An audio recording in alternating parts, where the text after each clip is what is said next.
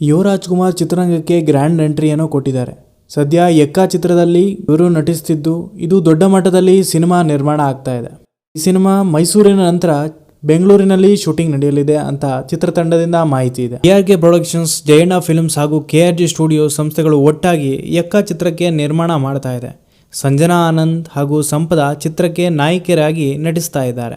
June 6ಕ್ಕೆ cinema ಬಿಡುಗಡೆ ಆಗುತ್ತೆ ಅಂತ ಚಿತ್ರತಂಡ ಹೇಳ್ಕೊಂಡಿದ್ದಾರೆ. ಹೀಗಾಗಿ ಈ ಚಿತ್ರದ ಚಿತ್ರೀಕರಣ ಭರದಿಂದ ಸಾಗ್ತಾ ಇದೆ. ಎಕ್ಕಾ ಸಿನಿಮಾ ಶೂಟಿಂಗ್ ಹಂತದಲ್ಲಿಯೇ ಯುವರಾಜ್ ಕುಮಾರ್ ಅವರ 3ನೇ ಸಿನಿಮಾದ ಬಗ್ಗೆ ಸೋಷಿಯಲ್ ಮೀಡಿಯಾದಲ್ಲಿ ಚರ್ಚೆ ಶುರುವಾಗಿದೆ. ಸುಕ್ಕಾ ಸೂರಿ ನಿರ್ದೇಶನದಲ್ಲಿ ಯುವ ನಟಿಸ್ತಾರೆ ಎನ್ನುವ ಮಾತುಗಳು ಕೇಳಿ ಬರ್ತಾ ಇದೆ. ಸುಕ್ಕಾ ಸೂರಿ ಸಿಕ್ಕಾಪಟ್ಟೆ ರಿಯಲಿಸ್ಟಿಕ್ ರಾ ಮೇಕಿಂಗ್ ಸಿನಿಮಾಗಳಿಂದ ಸದ್ದು ಮಾಡಿದವರು. ಯುವ ಈ ರೀತಿ ರಗಡ್ ಹೀರೋ ಜೊತೆ ಸೇರಿ ಕೈ ಜೋಡಿಸಿದ್ರೆ ಒಂದು ಒಳ್ಳೆ ಸಿನಿಮಾ ಆಗೋದ್ರಲ್ಲಿ ಯಾವುದೇ ಅನುಮಾನ ಇಲ್ಲ.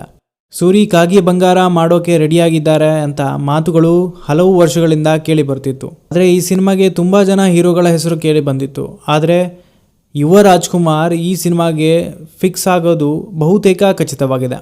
10 ವರ್ಷಗಳ ಹಿಂದೆ ದುನಿಯಾ ಸೂರಿಯವರು ಕೆಂಡಸಂಪಿಗೆ ಸಿನಿಮಾ ಮಾಡಿದ್ರು. ಆ ಸಿನಿಮಾ ಗೆದ್ದಿತ್ತು ಕೂಡ.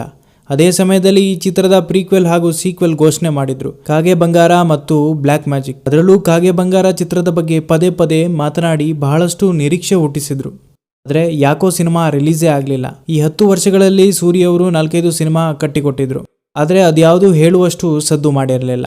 ದುನಿಯಾ ವಿಜಯ್ ಮಗಳು ರಿತನ್ಯಾ ಈ ಸಿನಿಮಾಗೆ ಹೀರೋಯಿನ್ ಆಗಿ ನಟಿಸ್ತಾರೆ ಅಂತ ಸ್ಯಾಂಡಲ್ವುಡ್ನಲ್ಲಿ ಟಾಕ್ ನಡೀತಾ ಇದೆ. ಇದರಿಂದ ಈ ಸಿನಿಮಾದ ಬಗ್ಗೆ ಇನ್ನಷ್ಟು ಕುತೂಹಲ ಮೂಡಿಸಿದೆ. ಸೂರಿಯವರು ಹಾಗೂ ಯುವರಾಜ್ ಕುಮಾರ್ ಒಟ್ಟಿಗೆ ಕೆಲಸ ಮಾಡುತ್ತಿದ್ದಾರೆ ಎನ್ನುವುದು ಕುತೂಹಲ ಮೂಡಿಸಿದೆ ಮತ್ತು ಇಂಟ್ರೆಸ್ಟಿಂಗ್ ಅನಿಸ್ತಿದೆ. ರಿಯಲಿಸ್ಟಿಕ್ ಅಪ್ರೋಚ್ ಇರುವ ಸೂರಿ ಅವರ ಡೈರೆಕ್ಷನ್ಗೆ ಯುವ ಅವರು ಹೇಗೆ ಪರ್ಫಾರ್ಮ್ ಮಾಡ್ತಾರೆ ಅಂತ ನೋಡಬೇಕಿದೆ. ಇದು ಈ ಹೊತ್ತಿನ ಮಾಹಿತಿ. ಸಿಗೋಣ ಮುಂದಿನ ವಿಡಿಯೋದಲ್ಲಿ. ವಿಡಿಯೋ ಇಷ್ಟ ಆದರೆ ಒಂದು ಲೈಕ್ ಮಾಡಿ. ಅಲ್ಲಿವರೆಗೂ ನೋಡ್ತಾ ಇರಿ ಬಂಟಿ ಅಡ್ಡ. ಮಾಹಿತಿ ಮತ್ತು ಮನೋರಂಜನೆಗಾಗಿ ಯಾವಾಗಲೂ ತಯಾರಿರುತ್ತೆ.